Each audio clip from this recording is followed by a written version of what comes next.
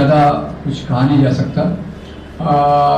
RSS को समझना ज़रूरी है, काफ़ी ज़रूरी है, ताकि हम इसका मुकाबला कर सकें और उस निष्कर्ष पर आ सकें कि कैसे हम देश को इस प्रकार के एक उसको हिंदू इंडिया कहना भी गलत होगा।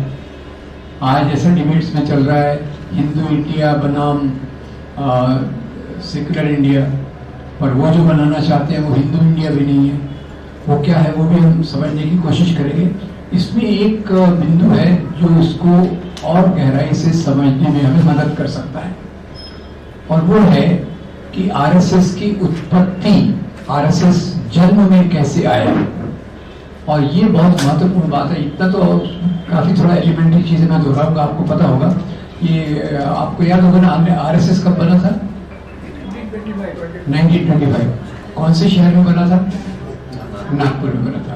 तो ये नागपुर में एक्चुअली ऐसा लगता है कि आरएसएस केवल मुसलमानों के खिलाफ है, पर नागपुर में तो ऐसा कोई प्रॉब्लम ही नहीं था। नागपुर में ना कोई मुसलमान राजा था, ना कोई किसी प्रकार की चीजें थी, तो नागपुर में क्यों बना? तो उसके 3 कारण देखिए। 2 कारण तो राष्ट्रीय हैं, राष्ट्रीय नेशनल लेवल पे। 1920 में महात्मा गांधी ने नॉन कोऑपरेशन मूवमेंट लॉन्च किया, और मेरे हिसाब से भारत के जो बदलाव में, लोकतांत्रिक समाज के बदलाव में, ये सबसे अच्छा, सबसे महत्वपूर्ण और शुरुआत का आंदोलन था। क्या खासियत थी इस आंदोलन की?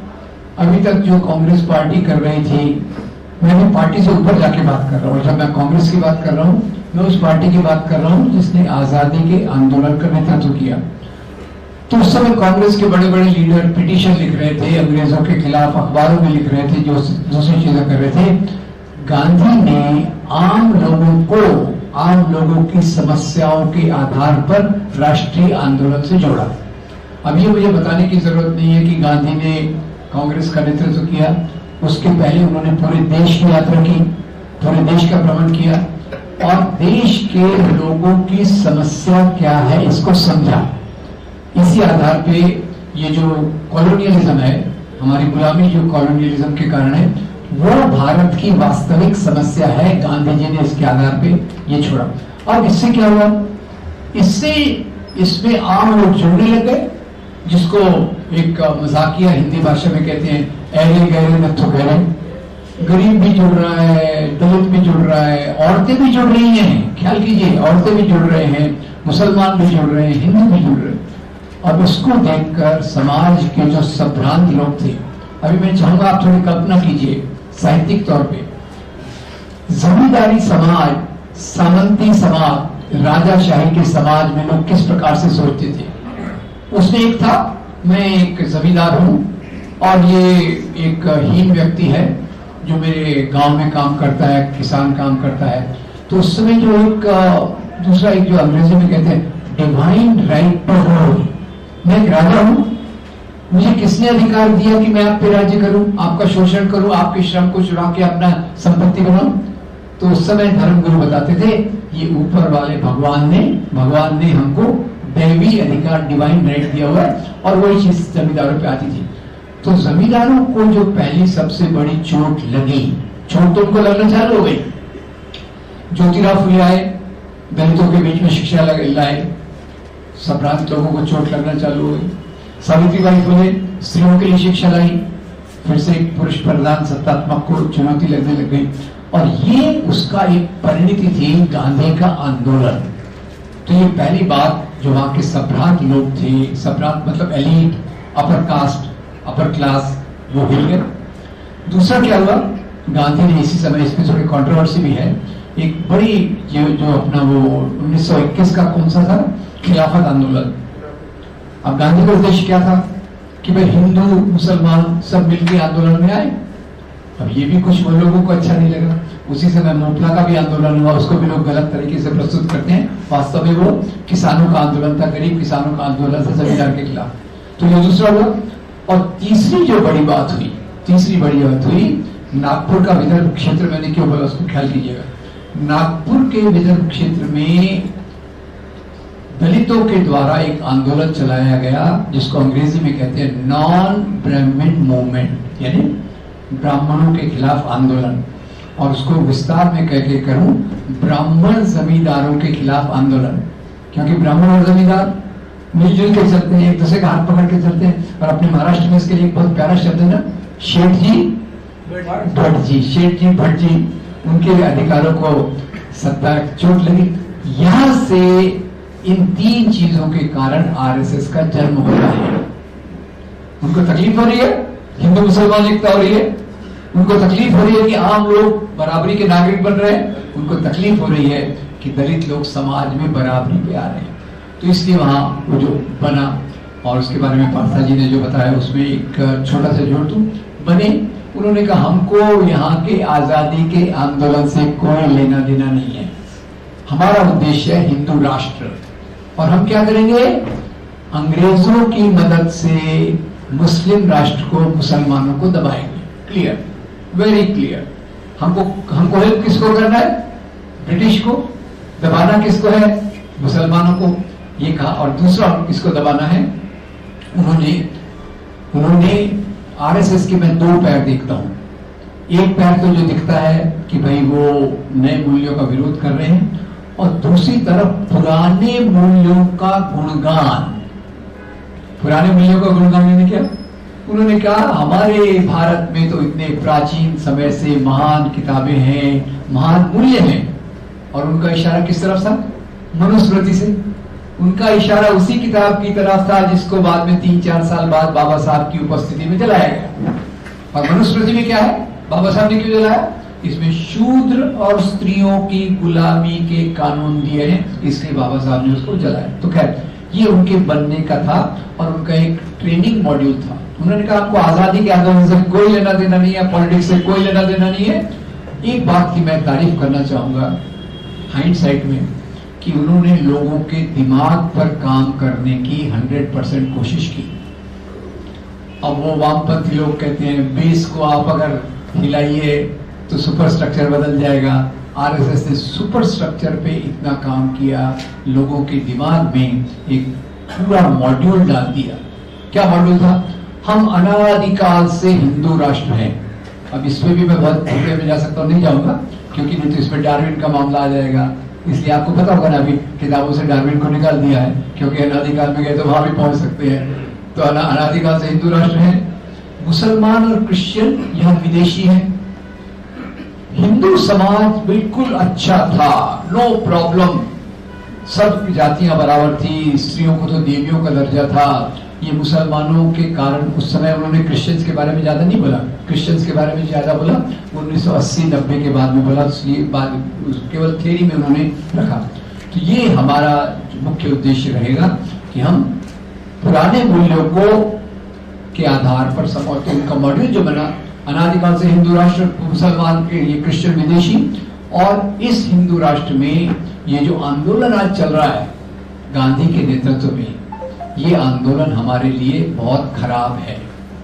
हमको हिंदू राष्ट्र चाहिए, गांधी को भारतीय राष्ट्र चाहिए, ब्रैकेट में मैं जोड़ दूंगा, नेहरू को भारतीय राष्ट्र चाहिए, पटेल को भारतीय राष्ट्र चाहिए, सुभाष चंद्र बोस को भारतीय राष्ट्र चाहिए, अंबेडकर को भारतीय राष्ट्र चाहिए, भगत सिंह को भारतीय राष्ट्र चाहिए। इन्होंने कहा ये तो सब गलत है। हमारा जो है आजकल उन लोगों के नाम भी इस्तेमाल कर रहे हैं, हमको एक हिंदू राष्ट्र बनाना है, वो आरएसएस के नेतृत्व में बनेगा।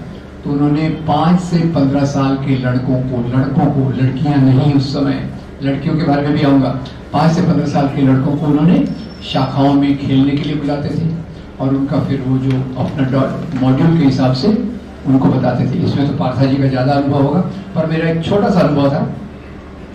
आज मैं शायद पहली बार पब्लिक मीटिंग में कह रहा हूँ कि मैं पहले जब 7-8 साल का था तो कई दिन तक शाखा में रहता था, खेलता था, आ जाता था।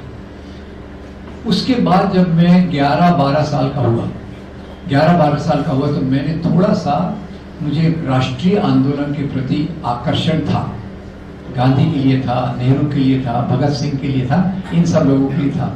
तो 11-12 साल का मैं था, 7वीं-8वीं में था।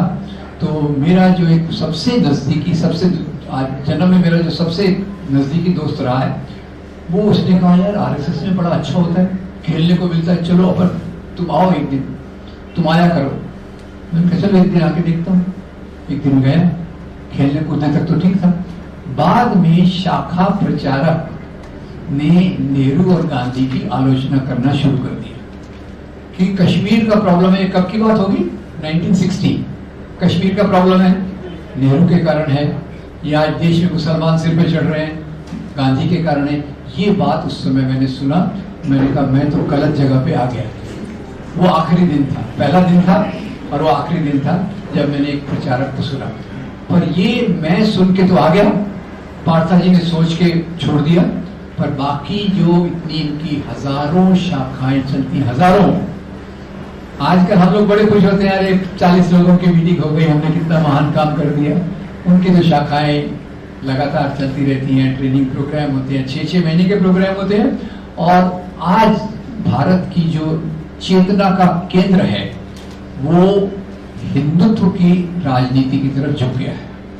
अब इसमें कई लोगों को दोष दे सकते हैं कि कांग्रेस ने वो गलती की, मुस्लिम समाज ने ये गलती की। आज ही जावेद आनंद मेरे दोस्त ने लेख लिखा है कि बाबरी मस्जिद के समय मुसलमानों ने विरोध नहीं करना था, दे देना था, वगैरह वगैरह। अभी तो हाइंड साइड में बहुत बोलते हैं, पर मेरे हिसाब से सबसे बड़ी जो समस्या हुई, ये संगठन लगातार 95 साल से बिना ब्रेक के, बिना हॉलिडे के इस मुद्दे पर काम करता रहा। हजार लाखों स्वयंसेवक, ख्याल कीजिए, पूरी जिम्मेदारी से बोल रहा हूँ। ये किताब एंडरसन एंड दावले की जो किताब है, उसका जो स्टैटिस्टिक्स आया था 5 साल के पहले का, लाखों स्वयंसेवक, हजारों प्रचारक, ये उन्होंने तैयार किए। और ये क्या करते हैं, ये एक तरफ तो जाते हैं, सबसे पहले तो अभी तो बड़े संगठनों का नाम पार्था दिया, पर उनका पहला काम ये है, शिक्षा में घुसो, मीडिया में घुसो, पुलिस में घुसो, जुडिशरी में घुसो, सरकारी यंत्रणा में घुसो। और दूसरा फिर वो उन्होंने जो संगठन तैयार किए हैं उसकी तो लिस्ट 100 से ऊपर की लिस्ट है। जो मुझे एक समय जब मैं थोड़ा ट्रेड यूनियन के काम को समझने की कोशिश करता था, हम लोग काम करने की कोशिश करते हैं, तो उस समय मुझे शौक तब लगा कि अरे भाई, भारत का सबसे बड़ा मजदूर संगठन कौन सा है? भारतीय मजदूर संघ। ये ना तो आईटक है, ना C2 है, ना दूसरे संगठन है, भारतीय मजदूर संघ सबसे बड़ा है। तो ये जो अंदर के अंदर से उन्होंने लोगों के विचारों में परिवर्तन लाया है, जिससे 2 प्रकार के परिवर्तन आए हैं। एक तो मुसलमानों के खिलाफ नफरत, वो सब, वो जिसके बारे में मैंने बहुत कुछ बोला है, लिखा है, वो मंदिर तोड़े गए, धर्मांतरण किया गया। अभी तो मंदिर फिर से टूटने से लेके तो बनने तक आ गया, धर्मांतरण किया गया। फिर मुस्लिम समाज का एक एक चीज पकड़ के, 4 बीवियां, 20 बच्चे, फिर वो आतंकवाद। और सबसे मजेदार बात तो वो कोरोना वाली बात हुई। कोरोना देश भर में फैला, सबको पता था कैसे कोरोना फैल रहा है, पर इन्होंने अपनी डिस्कवरी की। इन्होंने बोला कोरोना मुसलमानों के कारण फैल रहा है। Most creative evil genius, most creative evil genius. By chance क्या हुआ, तबलीगी जमात के कुछ लोग दिल्ली में उस समय कॉन्फ्रेंस कर रहे थे, कोई 140 लोग होंगे। उन्होंने बोला ये यहाँ कोरोना बॉम्ब बना रहे हैं। अब इसी के साथ साथ कोई भी मुद्दा देखिए, क्या ये विवेक कोरडे जी ने आज ज्यादा नहीं बताया, पर विवेक कोरडे जी पूछते हैं, क्या कोई किसानों के आंदोलन में कभी आपने आरएसएस को देखा है? बेकारों के संगठन में आरएसएस को देखा है? मजदूरों के अधिकार के लिए आरएसएस को देखा है? तो ये सब चीजें जो है देश को पीछे ले जाने वाली हैं। ये मैं बहुत एलिमेंट्री बातें कर रहा हूँ। मामला पानी जो है नाक के ऊपर तक चला गया है। आज सरकारी यंत्रणा में घुसपैठ है, राजनीतिक यंत्रणा उनके हाथ में है, और उसके आधार पे हमने पिछले 10 साल में जो सहा है। एक अंतिम बात जो मैं शायद पहले मैंने ज़्यादा नहीं कही, वो ये है कि मेरी मोटी समझ ये है कि जिन देशों में भी धर्म के आवरण में राजनीति चलती है, अब यहाँ विवेक जी ने जो बात बोली वो क्या बिल्कुल है, हिंदू धर्म और आरएसएस की राजनीति का कोई संबंध नहीं है।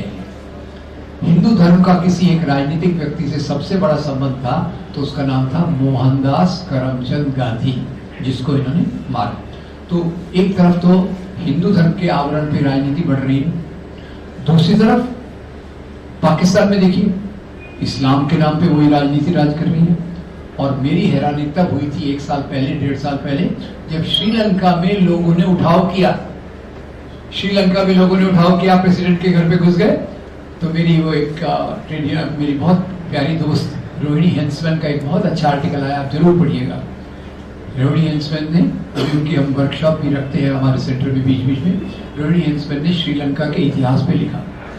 और मैंने पहली बार देखा श्रीलंका जो इतना प्यारा द्वीप लगता है, सुंदर है, हरा भरा है, मुझे तो बड़ा अच्छा लगता था। वहां 2-3 बार गया तो पता चला कि वहां जो राजनीति चल रही थी वो सिंहला बुद्धिज्म के नाम पर चल रही थी। और 1958 में वहां के जो थोड़े से वाजपेयी टाइप लीडर थे, SW बंदारनायक के, वाजपेयी टाइप आप समझ गए ना, दिल से तो वो कम्युनल रहते पर ऊपर से सेक्युलर दिखने की कोशिश करते हैं। खैर एनीवे, उनकी हत्या क्यों की गई? उन्होंने तमिल भाषा को राष्ट्रीय भाषा के रूप में स्वीकार किया, इसीलिए वहां के जो सिंहला बुद्धिस्ट थे उन्होंने उनका मर्डर किया। तो ये जो मेरा मुख्य कहने का मतलब ये है कि जहां भी धर्म के नाम की राजनीति चलती है, अमेरिका में क्रिश्चियनिटी के नाम पे है, तो किसी एक धर्म के बारे में बात नहीं हो रही, बात हो रही है 2 प्रकार की राजनीति की। एक प्रकार की राजनीति वो जिसमें भगत सिंह भी है, अंबेडकर भी है, गांधी भी है, इनका मिश्रण भारत के लिए है। भारत में रूसों की जो राजनीति है वो 3 टुकड़ों में बटी हुई एक दूसरे से मिलकर चलती है। और दूसरी राजनीति वो होती है जो धर्म के नाम को लेकर भावनात्मक मुद्दों को लेकर चलती है। और एक भावनात्मक मुद्दा लेके चले, मुझे लगा भाई वो बाबरी मस्जिद का मामला हो गया 1992 में, इतने बड़े दंगे हो गए, अब क्या होगा? पर अभी देखने को मिल रहा है हमारी आंखों के सामने उसी मुद्दे को कैसे बनाया जा रहा है, अंत नहीं हुआ उसका। आज मैं सवेरे वॉक लेने निकला तो देखा कि मेरी सोसाइटी के सामने 2 भगवे झंडे लगे हुए हैं। वॉचमैन को पूछा, वॉचमैन ने बोला वो भाई पड़ोसी वो कोई जी है वो आके लगा के गए। 1 राउंड और मार के आए तो वॉचमैन ने मेरे को रोका, बोले कल उन्होंने सबको खाने पे भी बुलाया है। Very good. तो कहाँ वो परिणति? 1992 में मेरी आंखें खुली थी जब 6 दिसंबर 1992 को बाबरी मस्जिद को ध्वंस किया गया था।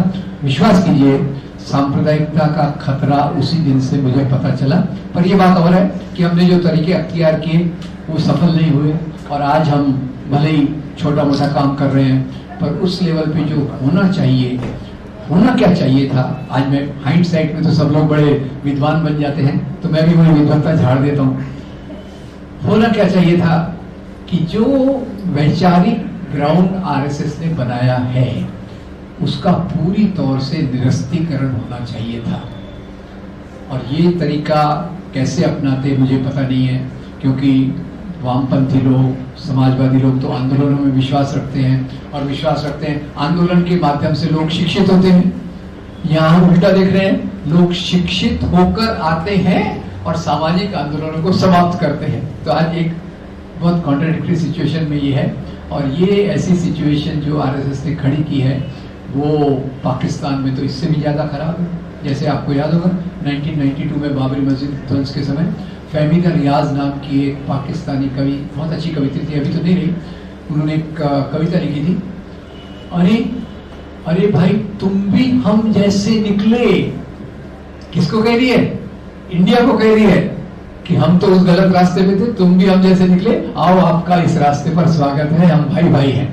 तो ये फहमीदा रियाज का जो है ऐसा श्रीलंका में भी आप देख सकते हैं। और ये दुर्भाग्य की बात है कि ज़्यादातर, ये मेरा मोटा ऑब्जर्वेशन है, मैं कोई सोशियोलॉजिस्ट नहीं हूँ, कि पोस्ट कॉलोनियल स्टेट्स, खासतौर से साउथ एशिया में जहाँ ब्रिटिश हुकूमत रही या दूसरी हुकूमत रही, उन्होंने एक तरफ तो industrialisation, modern education, modern transport लाए, एक तरफ तो नए वर्ग आए, पर जो पुराने वर्ग थे, राजा, नवाब, जमींदार, जागीरदार, उनकी सत्ता को खत्म नहीं किया। तो उधर से भी चलते रहे ये तथाकथित शांतिपूर्ण सह अस्तित्व लोकतांत्रिक मूल्यों का और सामंती मूल्यों का चलता रहा। भारत उसमें काफी फॉर्चुनेट था कि हमने कम से कम आजादी के बाद 50 साल में एक दूसरे प्रकार के मंदिरों की कल्पना देखी। मैं मोटे तौर पर कहता हूं कि आजादी के बाद एक छोटी सी क्रांति हुई। उस क्रांति के ग्रुप्स में भी था जो मानते थे कि एक रात को सत्ता बदल जाएगी, वो क्रांति होती है। पर खैर बाद में मेरी क्रांति की परिभाषा बदल गई। और 1947 को मैं एक कहता हूं अंबेडकर नेहरू क्रांति, अंबेडकर के सिद्धांत और नेहरू की नीतियां। नेहरू की नीतियां क्या? नेहरू की नीतियां कि भाई आप अनाज का प्रॉब्लम है, बांध बनाओ, शिक्षा का प्रॉब्लम है, यूनिवर्सिटीज बनाओ, आईआईटीज बनाओ, विज्ञान का विकास करो, सीएसआईआर करो, ये सब करो। और उसके माध्यम से समाज में दलित और स्त्रियां ये सामने आई। खैर वो एक क्रांति का दौर था। और आज 1990 के बाद देख रहे हैं जब नेहरू ने परिभाषा रखी कि हमारे मंदिर तो यूनिवर्सिटीज में है, आईआईटीज में है, साइंटिफिक एस्टेब्लिशमेंट्स में है। 1990 के बाद वो रथ यात्री जी आ गए। खैर आजकल तो कोई उनको ज्यादा पूछ नहीं रहा। रथ यात्री जी ने कहा ये क्या मंदिर की बात कर रहे हो, हमारे मंदिर तो मस्जिदों के नीचे है, ये एक मंदिर बता रहा हूँ यहाँ हम मंदिर बनाएंगे। और वो एक राजनीति चल पड़ी जिसकी परिणति आज दुर्भाग्यवश हम देख रहे हैं। और इसका सबसे बड़ा जो विक्टिम है, सबसे बड़ा इसका हमला वो यहाँ के लोकतांत्रिक मूल्यों पर है। तो आज जैसे पार्था जी ने कहा ये आगे आने वाला चुनाव बहुत महत्वपूर्ण है। थोड़ा अपनी तरफ से मैं इतना ऐड करता हूँ कि मंदिर के बारे में हम जितना भी विरोध करेंगे वो एक बात है। दूसरी बात है हमको एक लंबी लकीर खींचने की जरूरत है। लंबी लकीर किसकी? मजदूरों के सवालों के, किसानों के सवालों के, स्त्रियों के अत्याचार के खिलाफ, आदिवासियों के सवालों के। इसका एक जो अलायंस होना चाहिए अल्पसंख्यकों और इन सब का, वो कैसे होगा वो मुझे नहीं मालूम। केवल इसी में इतना मालूम है गांधी ने ये किया। गांधी ने वो एक अलायंस खड़ा किया जिसमें मजदूर भी थे, दलित भी थे, सब पूरे सेटिस्फाइड नहीं थे, पूरे संतुष्ट नहीं थे, पर सबको उसमें छोटी मोटी जगह मिली। आज फिर से जरूरत है कि इस प्रकार का एक बड़ा आंदोलन, अगर हम 2024 में हम बच जाते हैं तो, बच जाते थे, आप समझेंगे ना मेरा क्या मतलब। 2024 में अगर नहीं बचते तो फिर तो खैर ये सब किताबों को छोड़ देंगे हम। अगर बच गए तो एक रास्ता पता है, अभी इतनी समझ आ गई, समझ हमको आना चाहिए कि हमको एक बड़ा आंदोलन खड़ा करना पड़ेगा। भावनात्मक मुद्दों का मुकाबला आसानी से नहीं हो सकता। उसके मुकाबले के लिए एक ही तरीका है कि आप लोगों की जरूरत की चीजों के आंदोलन को ज्यादा मजबूत करो। मुसलमानों की सुरक्षा है, क्रिश्चियंस की सुरक्षा है, किसानों की उत्पादन की जरूरत है, महिलाओं की सुरक्षा है, महिलाओं के बराबर अधिकार की बात है, दलितों के अधिकार की बात है। इस सब का एक मीन निकाल के एक होना चाहिए। और अगर आप बुरा ना माने तो उसमें कहूँ, इसकी छोटी सी झलक मुझे पहली बार भारत जोड़ो यात्रा में मिली। आपको इससे ऑब्जेक्शन होगा, पर मैं कहना चाहता हूँ कि आज मुझे इससे अच्छा कोई ऑप्शन नहीं दिख रहा कि भारत जोड़ो यात्रा टाइप चीजें हो रही हैं जो ऐसे मुद्दों को उठा रही हैं जो लोगों के जीवन से जुड़े हुए हैं, जो ऐसे मुद्दों को उठा रहे हैं जो हमारे लोकतंत्र को जिंदा रख सकते हैं। खैर देर आए दुरुस्त आए, पर और भी इसके इसी प्रकार की चीजों को हमको मजबूत करना पड़ेगा ताकि हम आरएसएस ने जो इतना भयंकर एक खतरा पैदा किया है उसका पहले तो 2024 के चुनाव में वो काम करना जरूरी है कि हम संविधान में विश्वास रखने वाली ताकतों को वापस ला सकें, हम ऐसी ताकतों को सत्ता में सकें जो संविधान के आधार पे सभी लोगों की जरूरतों की बात करते हैं। और गांधी के उस सिद्धांत को याद रखें कि हमें जब अपनी नीतियां बनाना है तो हमें क्या सोचना चाहिए। हमें नीतियां बनाना है तो पंक्ति लाइन के खड़े हुए आखिरी व्यक्ति का दर्द क्या है, उसकी तकलीफ क्या है, उसके आंसू हम कैसे पोंछ सकते हैं, उसके आधार पे हमको अपनी नीतियों की बनाने की जरूरत है। तो इसीलिए मैं आपसे निवेदन करूंगा कि पार्था जी ने जो किताब लिखी है इसको डाउनलोड मत कीजिए, खरीदिए। खरीदेंगे आपके लाइब्रेरी में रहेगी, 10 लोग और पढ़ेंगे और उम्मीद करता हूँ हम में से कोई वॉलंटियर करेगा इसका मराठी हिंदी अनुवाद करके यहाँ कहा वो जी।